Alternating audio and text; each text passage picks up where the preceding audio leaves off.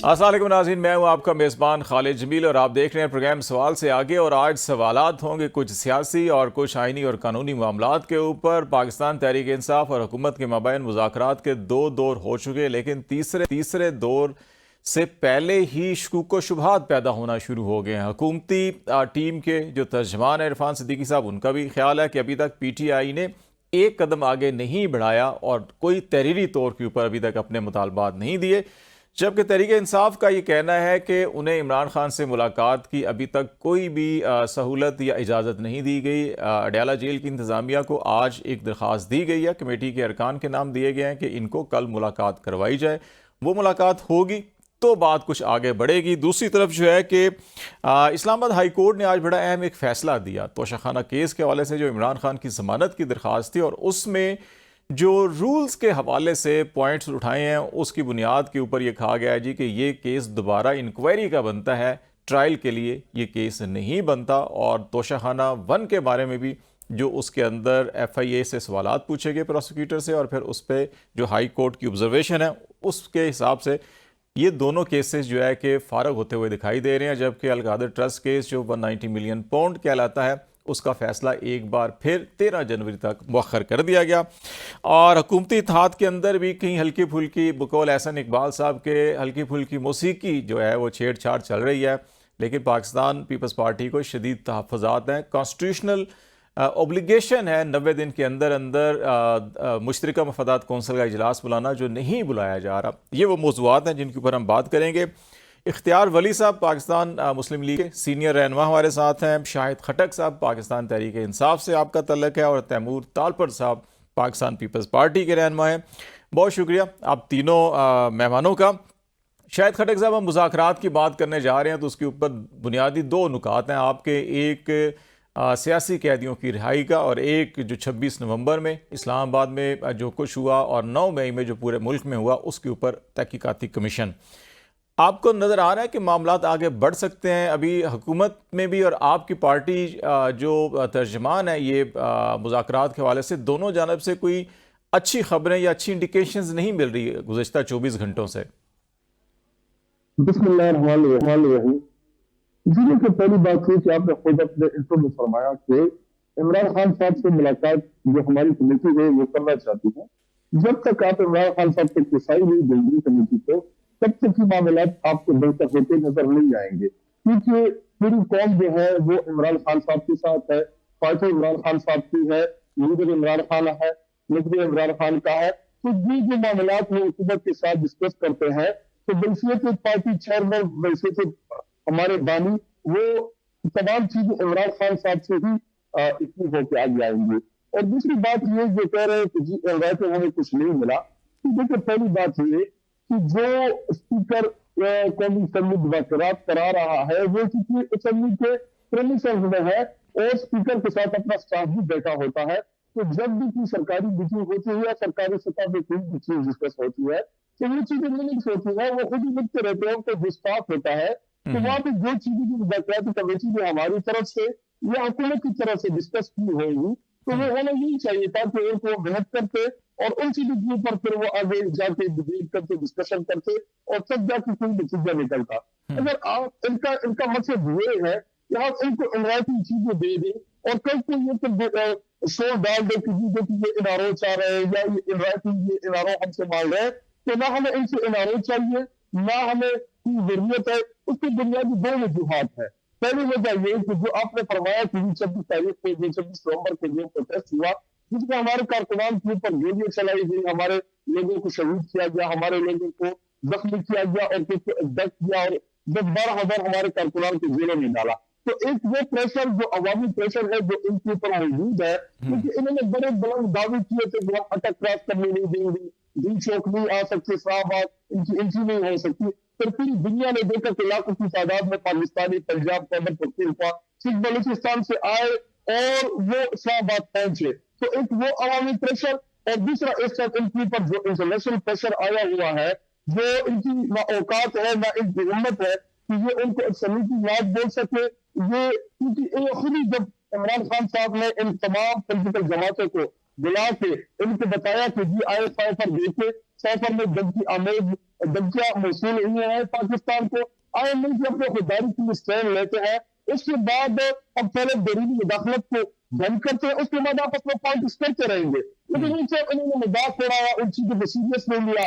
تو اب جب ان کو باہر سے پریشر آیا اور یہ مزید بڑھے گا ٹائم کے ساتھ, جب ان کو ٹیلیفون کال آنا شروع ہو جائے گی, جب ان کے اوپر دباؤ بڑھے گا, دو چیزیں ہیں اس کی بنیادی وجوہات ہے. ایک جو الیکشن رد ہوا, تمام دنیا کے مبصرین نے رپورٹ کیا کہ پاکستان میں تاریخ میں پہلی دفعہ فارم 47 کے ذریعے پاکستانی قوم کا مینڈیٹ چوری ہوا.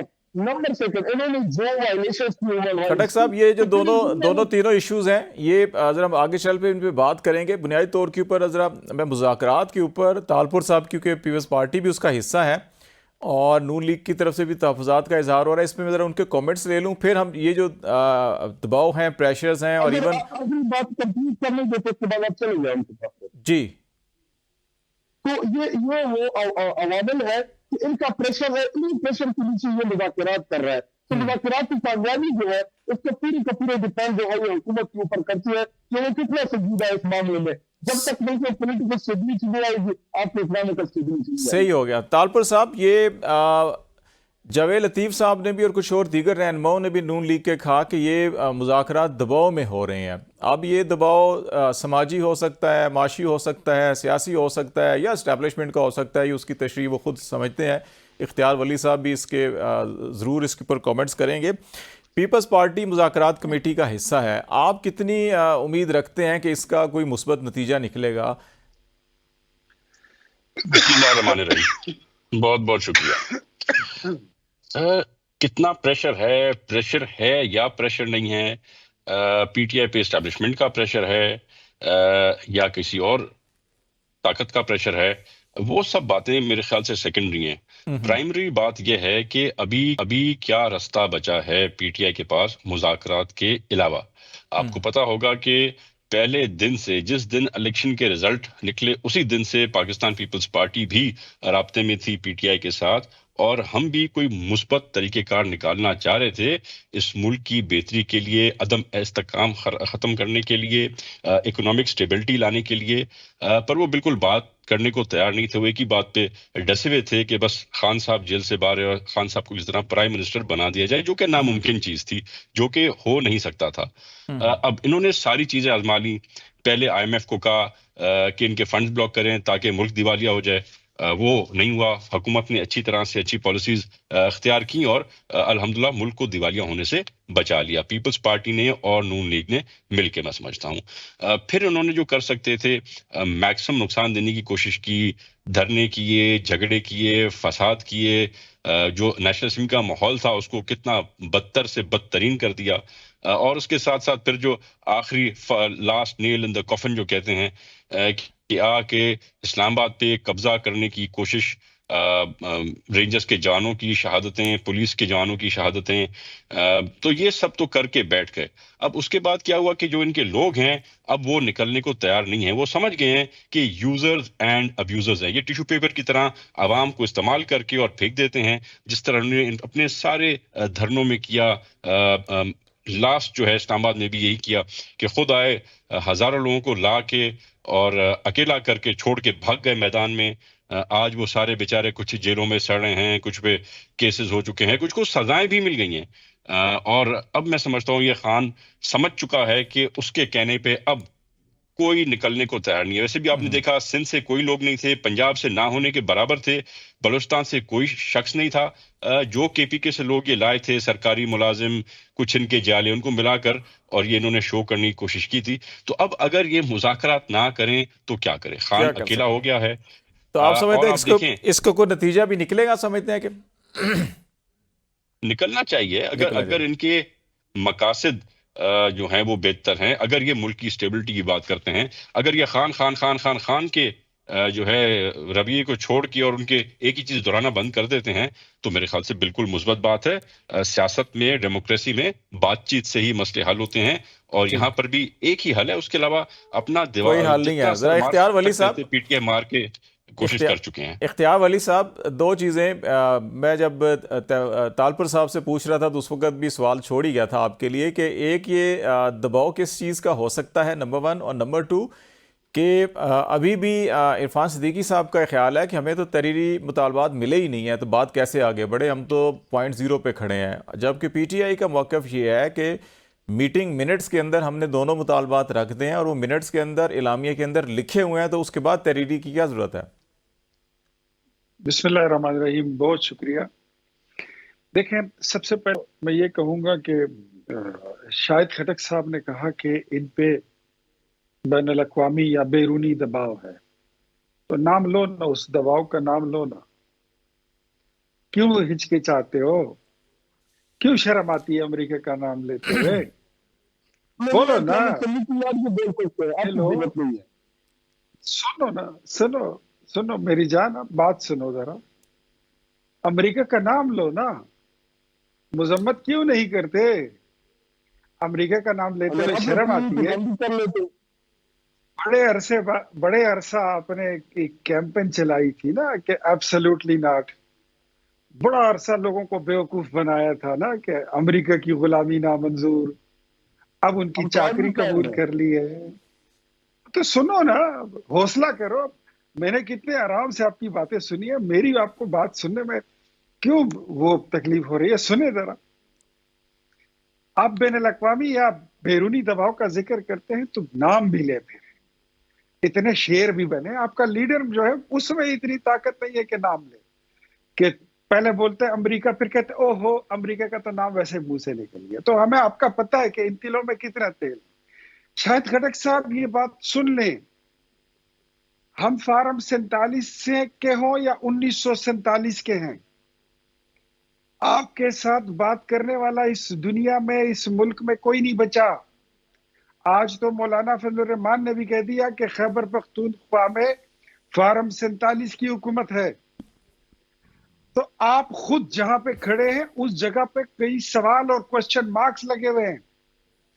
دوسری بات یہ کہ جس طرح آپ نے مجھ سے پوچھا کہ کمیٹی میں یہ لکھ کر کیوں نہیں دیتے ہیں، بظاہر یہ دو مطالبے کرتے ہیں، سیاسی قیدیوں کی رہائی اور جوڈیشل کمیشن کی، لیکن ٹیبل پر آ کر یہ کچھ اور بھی مانگتے ہیں. ہاتھی کے دانت کانے کے اور دکھانے کے اور اگر کوئی اور بات نہیں ہے تو لکھ کر لے آؤ. کیا اس میں مانگتے ہیں؟ اور باعث ندامت کیا ہے؟ ذرا ان کو کہہ لینے دینا، ساری باتیں مجھ سے کیوں سننا چاہتے ہیں؟ میں ان سے پوچھ لیں. نہیں، وہ آپ کہہ رہے ہیں وہ شرماتے ہیں بتاتے ہوئے. ویسے دباؤ بیرونی ہو یا اندرونی ہو، جہاں سے دباؤ آتا ہے لوگ اکثر شرماتے ہیں ان کا نام لیتے ہوئے. کہ یہ بتائیے کہ ٹی وی پہ اگر آپ دو باتیں کہہ رہے ہیں، ایک جوڈیشل کمیشن بناؤ، سیاسی قیدیوں کو رہا کر دو، تو یہ لکھ کر دینے میں آپ کو حرج کیا ہے؟ پرابلم کیا ہے؟ تو اس کا مطلب یہ ہے کہ کچھ ان دو باتوں سے علاوہ بھی مانگ رہے ہو. ہاتھی کے دانت کانے کے اور دکھانے کے اور وہی والی بات ہے.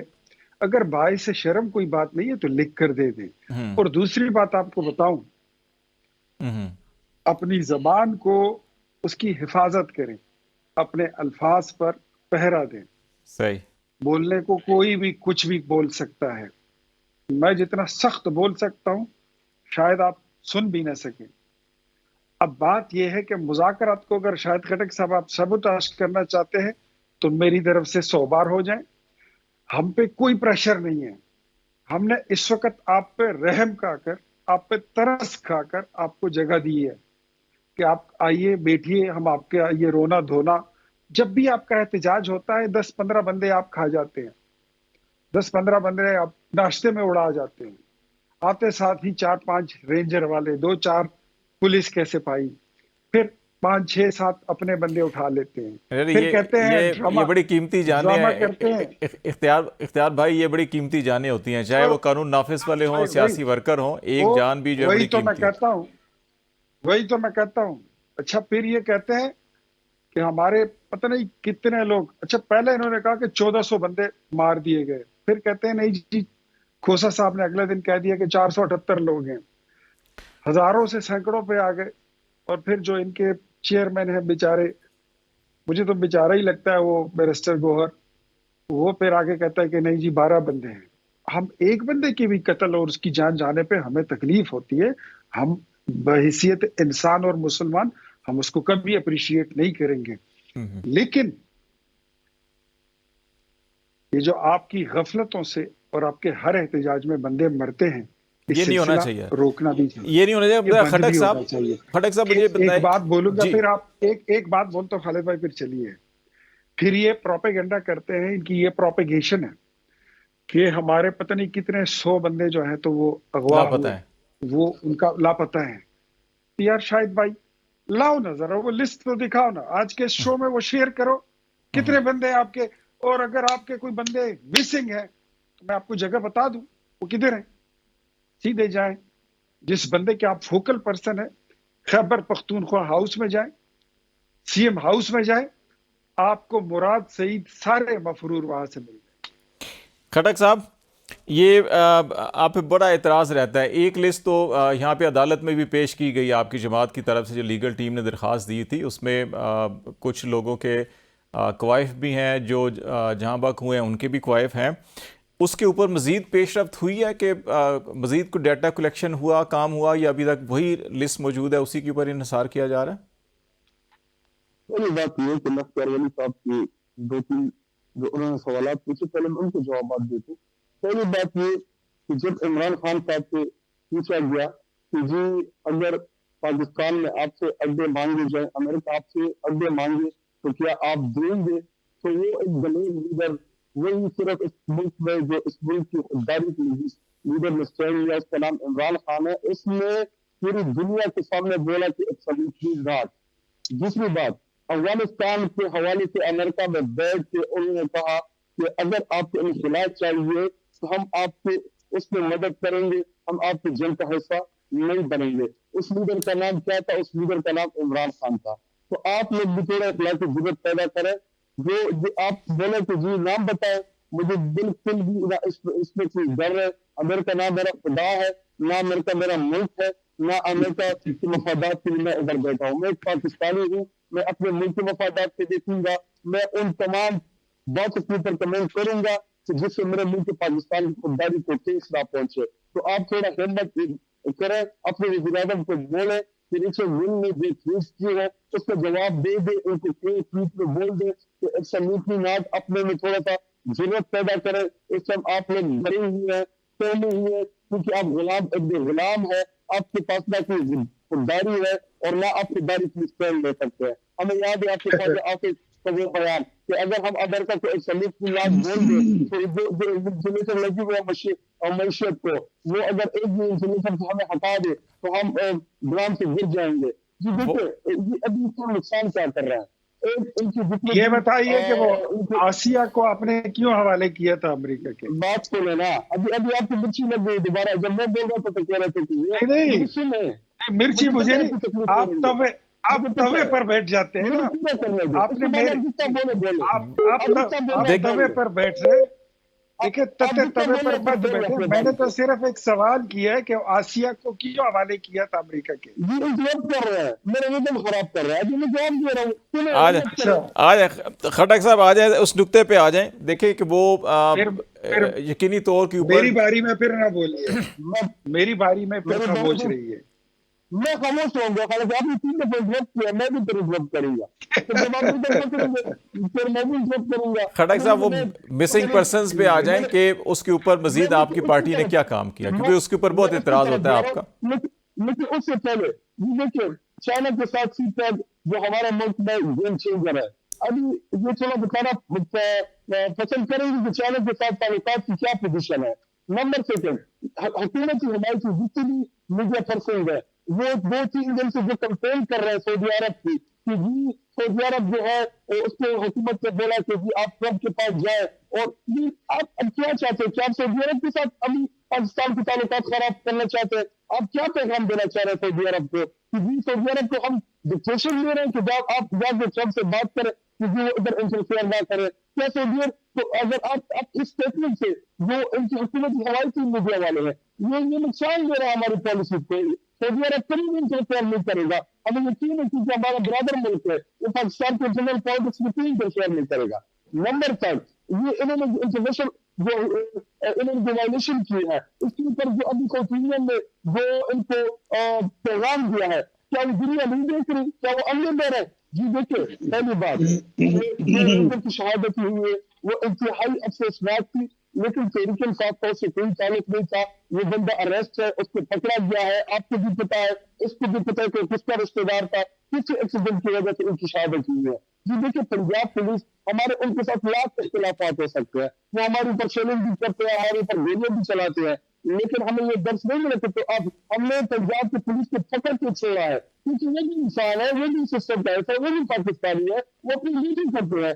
اسی طرح اسلام آباد ہم جب بھی گئے، اسلام آباد میں کوئی بھی ایسا، جی دیکھیں، اگر آپ نے تحریک انصاف کے مارچز کو آپ نے دیکھنا کہ وہ کتنے پرامن ہے.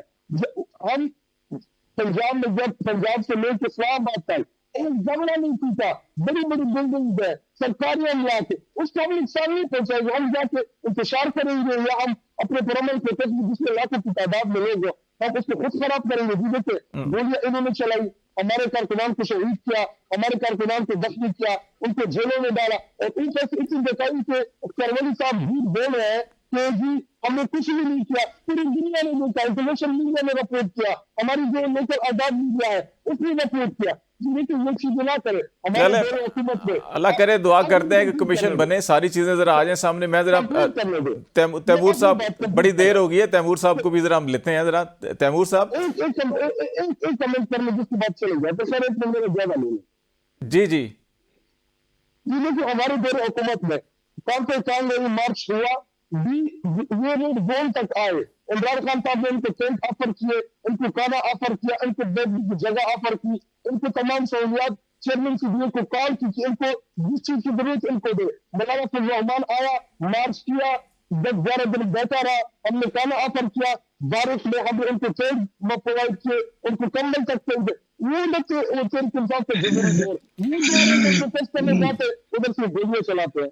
صحیح نہیں ہونا چاہیے، تشدد نہیں ہونا چاہیے سیاست کے اندر. ناظرین، یہاں پہ بریک لیتے ہیں، بریک کے بعد واپس آئیں گے تو بات چیت کا سلسلہ یہیں سے شروع کریں گے. ہمارے ساتھ رہیے گا. ویلکم بیک ناظرین. بات چیت کر رہے ہیں پاکستان کی کچھ سیاسی معاملات کے اوپر. اختیار ولی صاحب پاکستان مسلم لیگ نون سے، شاہد خٹک صاحب پی ٹی آئی سے، اور تیمور تالپور صاحب پیپلز پارٹی سے ہمارے ساتھ ہیں، اور ہم بات چیت کر رہے ہیں پاکستان کی کچھ سیاسی صورتحال کے حوالے سے. تالپور صاحب، یہ جو پیپلز پارٹی کا اور پی ایم ایل این کے کچھ معاملات ہیں، احسن اقبال صاحب کہتے ہیں یہ ہلکی پھلکی موسیقی ہے. کانسٹیٹیوشنل ایشوز ہیں اور کانسٹیٹیوشن اوبلیگیشنز ہیں. سی سی آئی سب سے بڑا فورم ہے، اور تمام جو کانسٹیٹیوشن کے اندر لکھا بھی ہے کہ جتنے بھی جو ایشوز ہیں وہ کہاں کہاں ایڈریس ہونے ہیں، اور وہ اپنی جگہ ابھی تک موجود ہیں. تو آپ سمجھتے ہیں کہ واقعی یہ ہلکی پھلکی موسیقی ہے، یا پیپلز پارٹی اس کے اوپر سیریسلی کوئی نوٹ لے گی، باقاعدہ اس کے اوپر کوئی پرائم منسٹر صاحب کے اوپر دباؤ ڈالا جائے گا کہ سی سی آئی بلائی جائے؟ 10-11 مہینے ہو گئے ہیں، نہ وہ آ رہی ہے، نہ کوئی ایسے صوبائی بین الصوبائی ایشوز جو ہے نا ان کا کوئی حل نکل رہا ہے، نہ کوئی معاملات ڈسکس ہو رہے ہیں. جس زمانے میں حکومت تھی پی ٹی آئی کی، تو اس وقت پی ایم ایل نون اور پاکستان پیپلز پارٹی ہم آپس میں مل کے کرٹیسائز کرتے تھے عمران خان کو کہ وہ اپنے ٹائم پہ جو ہے سی سی آئی کی جو کانسٹیٹیوشنل ایک ریکوائرمنٹ ہے اس ٹائم پیریڈ کے اندر میٹنگ بلانے کی، وہ نہیں بلاتا. تو آج جب پی ایم ایل نون حکومت میں ہے اور ہم ان کے ساتھ کھڑے میں ہیں، ان کو ووٹ کر رہے ہیں، تو ہم چاہتے ہیں کہ وہ جو شکایتیں ہمیں دوسروں پہ ہوتی تھی، اگر ہمیں شکایت آج اپنے آپ پہ آ جائے تو یہ چیز میرے خیال سے کوئی اچھی گورننس نہیں کہلائے گی. اور کچھ ایسے برننگ ایشوز ہیں، آپ نے سنا ہوگا جو ایک نیا شوشہ چھوڑا ہوا ہے کہ سندھ کے پانی سے 6 نئے کنال نکلنے والے ہیں. تو یہ سب چیزیں بھی سامنے پس منظر ہم کو نظر آ رہی ہیں، اور اسی ٹائم پر پھر سی سی آئی کا اجلاس بھی ڈیلے کیا جا رہا ہے. سی پورٹ اتھارٹی بھی قائم کی گئی ہے، اس پہ بھی ان کو ہے کہ نہ سندھ حکومت نہ پیپلز پارٹی سے کوئی مشورہ کیا گیا. اختیار ولی صاحب، بنیادی نقطہ تو آپ کو سمجھ میں آیا کہ پیپلز پارٹی کا کیا کنسرن ہے، اور ان کا خیال ہے کہ ہم اتحادی ہیں، ہمارے ووٹ سے یہ حکومت بنی ہے، لیکن ہمیں ہی اعتماد میں نہیں لیا جاتا، اور جو آپ مل کر تنقید پی ٹی آئی پہ کرتے تھے ابھی وہی مسائل پھر موجود ہیں یہاں پر بھی. نہیں دیکھیں، میں ایک بات آپ کو بتاتا ہوں. ایک تو خٹک صاحب کی آدھی آواز آتی ہے، آدھی نہیں آتی، اور میں نے بیچ میں صرف ان سے ایک سوال اتنا ہی کیا تھا کہ وہ اتنا زیادہ فن خانی دکھا رہے ہیں آپ، تو شاید خٹک صاحب یہ آسیہ ملعونہ کو امریکہ کے کیوں آپ نے حوالے کیا تھا؟ وہ کس کا پریشر تھا؟ وہ بھی ذرا اس کا جواب ہی دے. تو اس یہ ایک مہذب طریقے یہ جو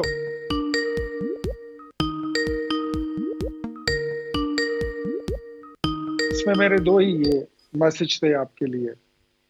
اب پیپلز پارٹی جو ہے تو یہ ہماری، اس میں کوئی شک نہیں ہماری اتحادی ہے، اور اس میں بھی کوئی شک نہیں ہے کہ حکومت انہی کے بل بوتے پہ کھڑی ہے، اور اس میں بھی کوئی شک نہیں ہے کہ پیپلز پارٹی نے اپنا ڈو شیئر جو ہے تو وہ نہیں لیا.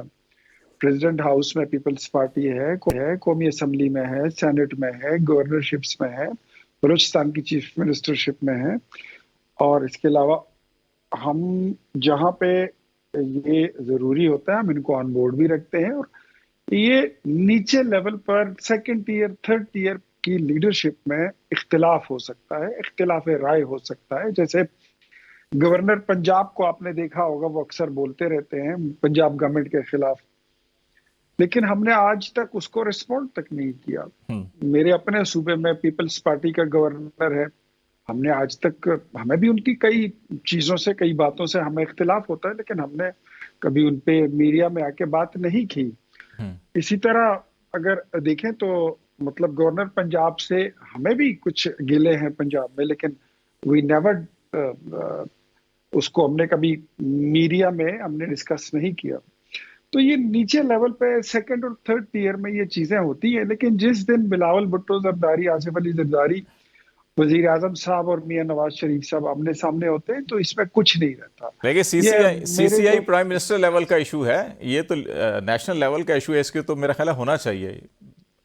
دیکھیں کونسل آف کامن انٹرسٹ، اس میں کوئی شک نہیں ہے نیشنل لیول کا ہے، لیکن کچھ چیزیں جو ہیں تو میرے خیال میں وہ بڑوں کو ڈیسائیڈ کر لینے دیں. دے نوز ویری ویل کہ کب کون سی بات کہاں پہ ڈسکس کرنی ہے. میرے خیال میں اختیار بھائی آئین میں لکھا ہے کہ 90 دن کے اندر ضرور ہونی ہے میٹنگ، اور وہ آئین کی وائلیشن ہو رہی ہے. طالبر صاحب معذرت چاہتے ہیں، اس وقت آپ کا کچھ لنک ڈاؤن ہو گیا تھا، آپ بات بھی کر رہے تھے، ذرا مجھے تھوڑا سا اس بات کو بھی آگے بڑھائیں، اور یہ کیوں ضروری ہے 90 دن کے اندر ہے. اور دوسرا مجھے ایک اور ایشو جو نظر آ رہا ہے جس کے اوپر میں ابھی شاید صاحب کی طرف بھی چلوں گا، کہ تمام تر کوششوں کے باوجود جو اکنامک انڈیکیٹر گورنمنٹ کہہ رہی ہے بہت اچھے ہو گئے ہیں، لیکن ورلڈ بینک یہ کہتا ہے کہ ہماری غربت میں بھی 7% اضافہ ہو گیا، بے روزگاری بھی بڑھ گئی، زیادہ ہو گئی ہے، اور کوئی ایک سال کے اندر 1.25 کروڑ افراد غربت کا شکار ہوئے ہیں مزید، اور کوئی 20 سے 25 لاکھ بے روزگار ہو گئے ہیں اس سال کے اندر.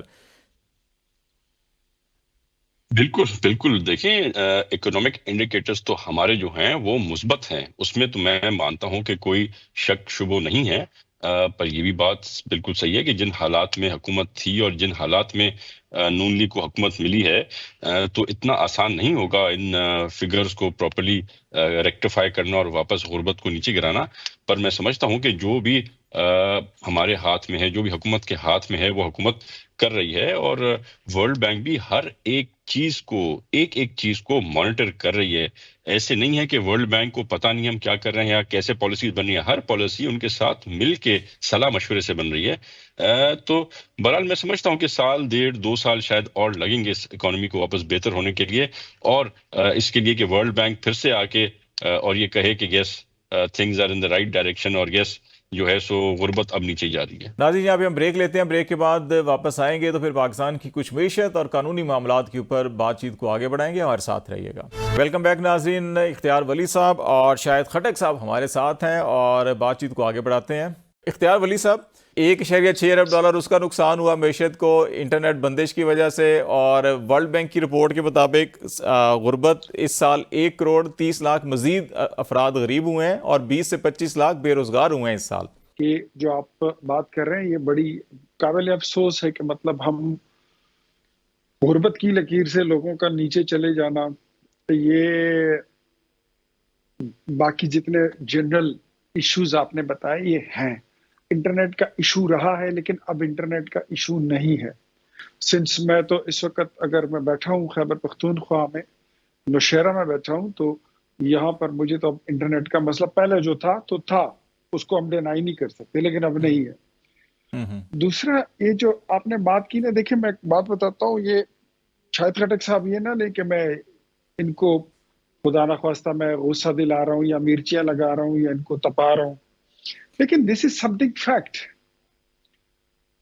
کہ पौने 4 साल जो हुकूमत गुजरी है पीटीआई की, ये मेरा उस पर तबसरा है कि उसमें एक वादा किया गया था कि हम अपने पैरों पे खड़े होंगे, हम कर्जा नहीं लेंगे, खुदकुशी कर लेंगे और 1 करोड़ लोगों को रोजगार देंगे, नौकरियां देंगे। हालांकि पाकिस्तान ब्यूरो ऑफ स्टेटिस्टिक ने फिर एक रिपोर्ट जारी की कि 2.5 करोड़ लोग उस वक्त जो थे वो बेरोजगार हो गए थे। 1 करोड़ के करीब ऐसे लोग जो अपने घरों से वो किराए के घरों में वो शिफ्ट होने पे मजबूर हो गए थे। हम जो गुजरे हैं ना ये पौने 4 साल, ये कोई सुनहरा दौर नहीं था।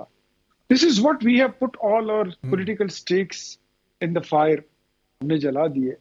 आज Bloomberg, Moody's, fetch, IMF, world bank, ये सारे मालियाती इदारे आपकी इकोनॉमी को एक बार फिर इमर्जिंग इकोनॉमी डिक्लेयर कर रहे हैं। यही IMF था जिसको 2016 में हमने आखिरी किस्त देकर हमने गुड बाय कह दिया था।